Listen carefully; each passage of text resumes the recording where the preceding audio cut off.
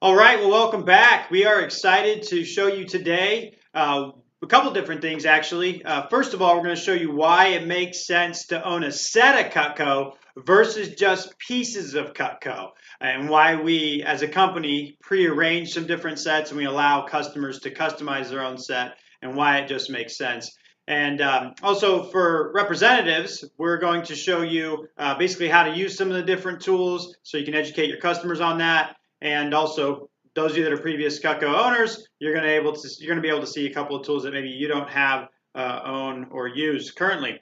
So one of the knives you're going to see Adison use is what's called a vegetable knife. So this is a chopping knife. It's got a square shape to it. Makes it great for chopping vegetables and meats for stir fry. We nickname it the stir fry knife. So you're going to see him use that today.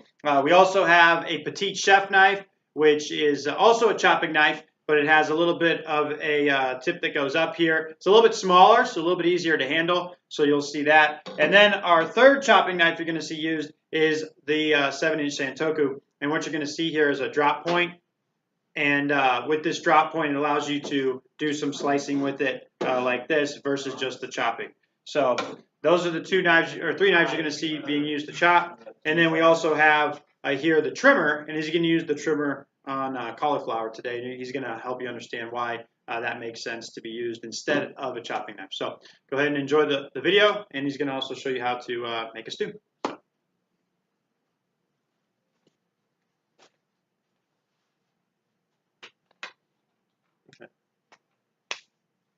Is it recording? Oh, yeah. Well, cool. That's an take one. Well, I mean, it's just going to be a rolling take. So yeah. we're going to cook some stew today. So Let's get at it. You just right at it? Yeah. So we're going to start. I prepped the pot with olive oil. So we're going to add veggies first and kind of saute them a little bit with the crock pot on high. Then we'll add the rest of the ingredients and cook it on low. So this is a modified version of the lentil stew. It's going to be a little different. We're going to add a few extra ingredients because I like them.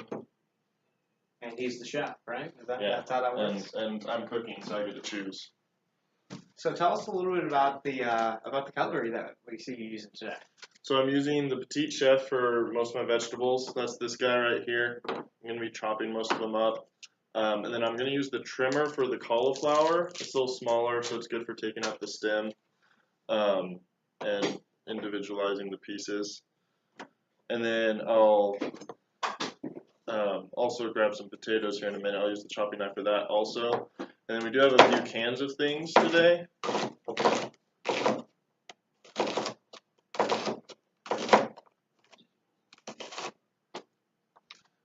So part of the reason, right, you want different pieces because they're going to do different things. We're also going to be using a can opener today. And really, you're going to want multiple knives whenever you're cooking something like a stew, just because you're doing a bunch of different stuff. So we'll get the onions and mushrooms and garlic going first. So we want them to really have the most flavor brought out.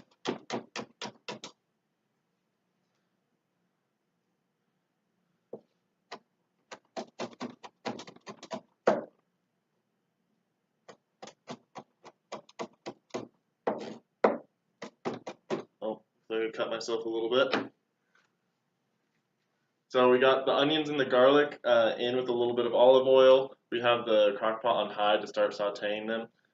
So we use the Petite Chef for that. Next, we're going to do some mushrooms. So with the mushrooms, we're going to use the Petite Santoku.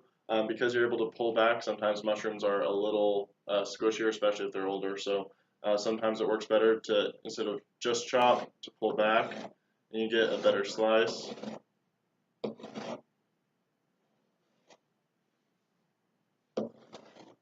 And with the mushrooms, we're just going to roughly square them. All right, and throw them in. It was a lot easier than when I cut mushrooms. What are you using to cut mushrooms? Probably not the appropriate cookware, but I wasn't even thinking about that slice backwards thing.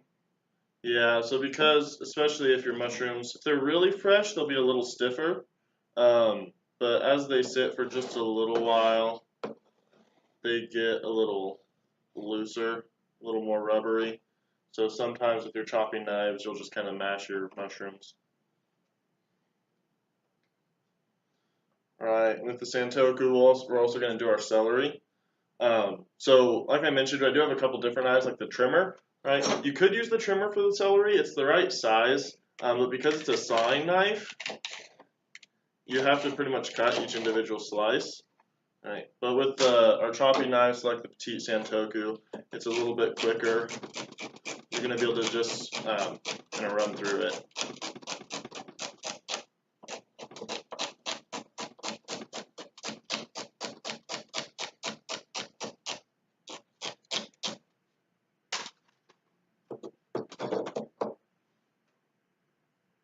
And also with the larger chopping knives, it is nice for vegetables because they do have the wide blade. It's easier to transport it.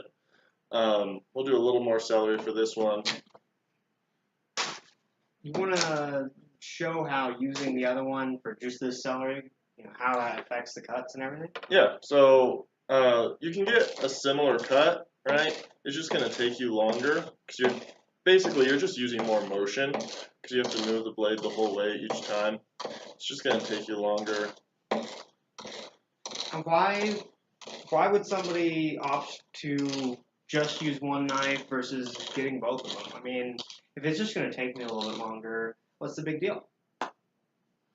So really, for some things, right? So like for celery, it's not a huge deal. You can use the trimmer. You're not going to have as enjoyable time. Your experience in the kitchen isn't going to be as good. But as well as that, you're going to be cutting more than just celery. You're going to be cutting bigger things like the onion. The onion was too big for the trimmer. So as you can see, right, the trimmer would barely get through that. You'd have a tough time using the trimmer on the onion. So I wanted to use a bigger knife for that, as well as being able to chop it up and mince it, especially with like the garlic.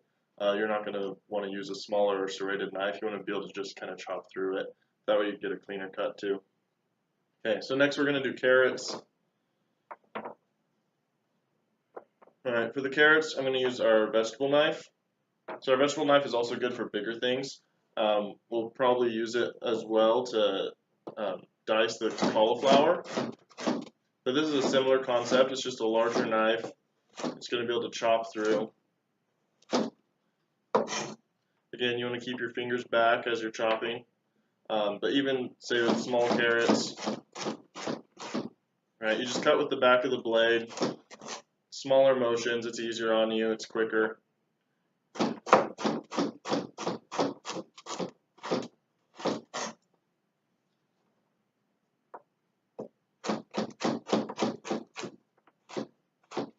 And again, with that wide blade, it's good for pushing. So a lot of times you can even transfer the cutting board.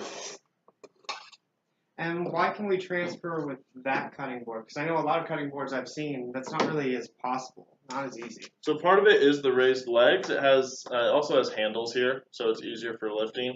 As well as the groove around the edge, it locks in juices, so if you do move it, you don't have to be afraid of spilling juices all over the counter. As well as it being having the feet, it doesn't stick, it won't suction to the counter. Okay, so now we are going to use the trimmer for our cauliflower end here. So what I do with the cauliflower is I just cut out the stem by cutting a cone right in here. And I like the trimmer for this one because if I was using one of the larger chopping knives, one, I would be sawing with it and it wouldn't work quite as well. It's also a wider blade, so you're not going to be able to get as delicate of a cut. And then also it's just too long, so it's going to be harder to control and get a clean cut.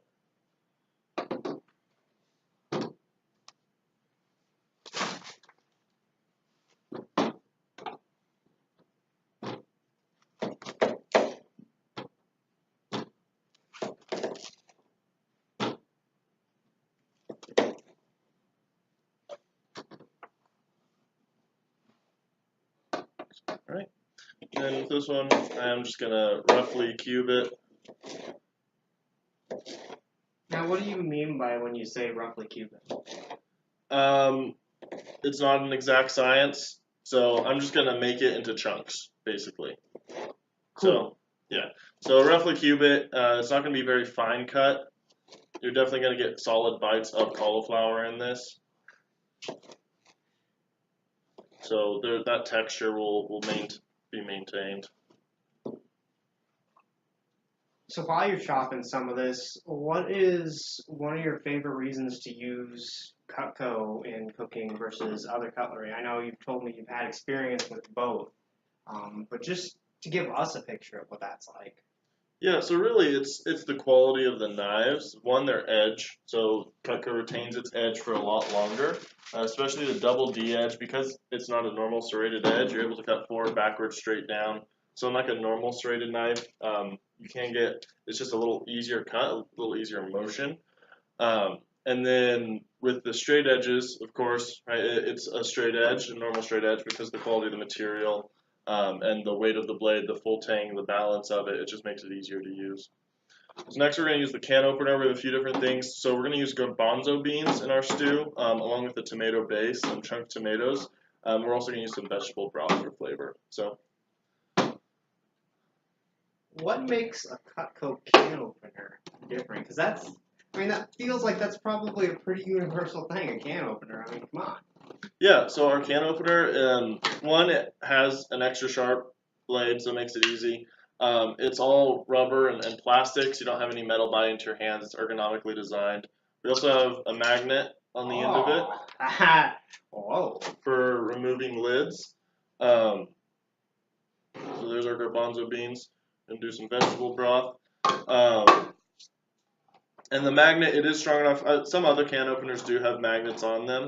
But our magnet is strong enough. It can even pick up some of our other utensils, or like the petite chef, right? So, Whoa. so you're never going to deal with that issue. And then our tomatoes. How easy is it to clean the can opener? It's dishwasher safe. You can throw it in there without worrying about rust or degrading in quality?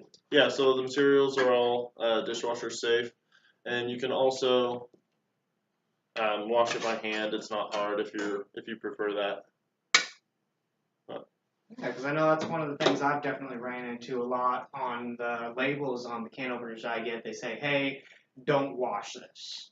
Yeah, so our can opener is dishwasher safe. I'm going to drain the garbanzo beans, or chickpeas. They're also called chickpeas, in case you were wondering. That's what a garbanzo bean is.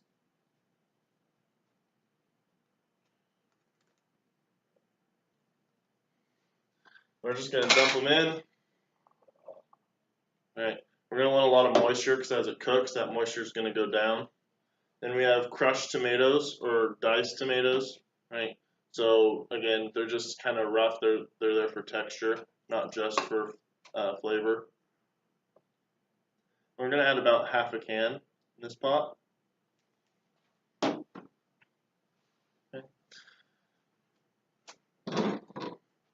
And then we have, we're going to use a spoon to kind of stir it up, get it mixing. So I still have the crock pot on high, right, for those vegetables and the oil. But as soon as we get it all done and in here, get all the fluids in here, we'll turn it down to low and let it cook for a while. So while you're stirring that, tell us one of the stories that you've had with some of your customers when you're talking about some of the cooking stuff. Because I know you have a lot in common when it comes to that love for cooking and being wise with your utensils. What are some of the discussions that you have with them? Really, customers just they understand the value of getting higher grade cutlery and knives that they're going to use. So a lot of times I'll have a customer say like, "Oh, this is my favorite knife," right? I've had quite a few, especially like 30-year-old moms. A lot of times they really like a petite santoku style of knife. It's smaller, it's easier to handle. They like the drop point, so that's become really popular. But then they see what ours can do, even though it's a similar shape, right? Ours is a little weightier, it's balanced, it has that edge. It's going to last longer, and of course it's forever guaranteed. So really just understanding the value of getting a higher quality. So now we're just going to add chicken broth, or vegetable broth, sorry. You can add chicken or beef broth, just depending on your personal preference, what flavor you want. We're going to use vegetable broth, right? To add some liquid here, we're just going to use the full can. So what's up with those spices on the table there? Okay, and then yeah, we're gonna spice it. So we're gonna use just a couple bay leaves. So bay leaves, they're good to add flavor, but in my family at least, they're a good luck if you get it in your bowl. You don't eat a bay leaf, right? You take it out of the food before you eat it. But in my family, it's always you throw in a couple bay leaves, and whoever gets it, it's good luck. Some people just leave them on top and remove them before they actually do the serving. So that's kind of personal preference. But we're going to throw in some bay leaves. And then this is kind of a Moroccan style, so we're going to use some spices you might not normally use in your stews. So we're going to use some cayenne pepper. We're also going to use some cumin and some cinnamon. So it's more of a warm flavor. Okay. So, and again, we're not doing necessarily exact measurements. We're just kind of seasoning to taste. Okay. So then this is the cumin. And cumin, if used in large amounts, can be kind of spicy, especially if you have a sensitive palate, but it is a really warm, really hearty flavor. So, and some cinnamon. And so this isn't sweet cinnamon either, so it's going to be the deeper flavor, again, more warmth. And we're going to use just a little bit of thyme.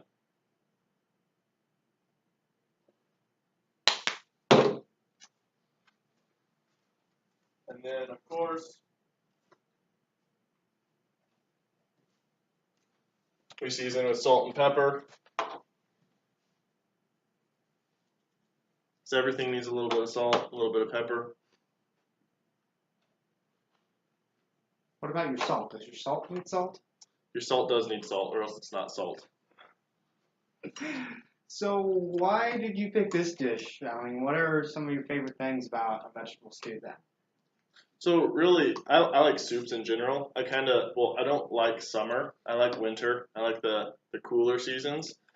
Partially because you can do soups, right? So soups they kind of like warm up your belly. They're really a hearty dish, and so it's great for cooler days. Today it's actually a little stormy, so it's a little cooler. Tonight this will be a good serving. So it's just something that is kind of like makes you feel like you're at home. A stew, a good soup or stew. If I'm not mistaken, you're almost wrapped up, aren't you? I mean, there's not really much else to put in it.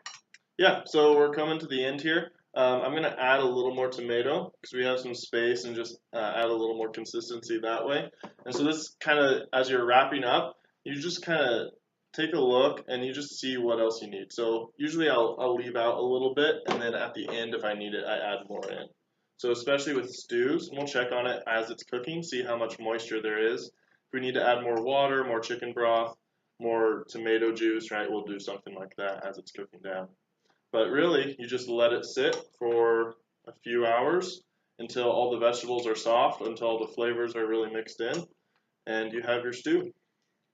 I have one more question. I noticed the spoon that you're using has holes in it. Yeah. Why is that important? So this is our slotted spoon. We have an unslotted spoon as well, but for anything soupy, right, anything that has a lot of liquids in it, you're going to want the slotted spoon because it lets the liquid pass through as you're stirring. You're not going to cause like a whirlpool effect, anything like that. You're also not going to get as much splash as you're stirring.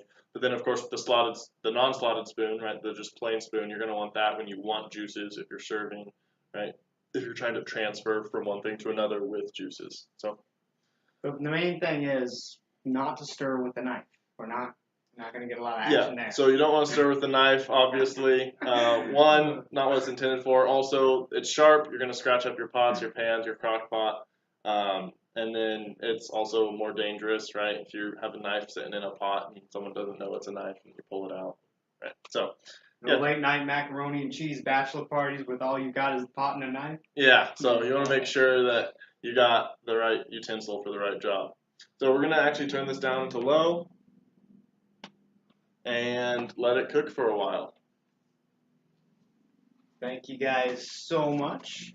We appreciated you getting to hang out with us, learn a little bit about the Cutco advantage, right? Boom. advantage. Yeah. But no, yeah, thank you guys. I hope you learned something. I hope you get to try this too. It's looking pretty good, smelling pretty good. See you later.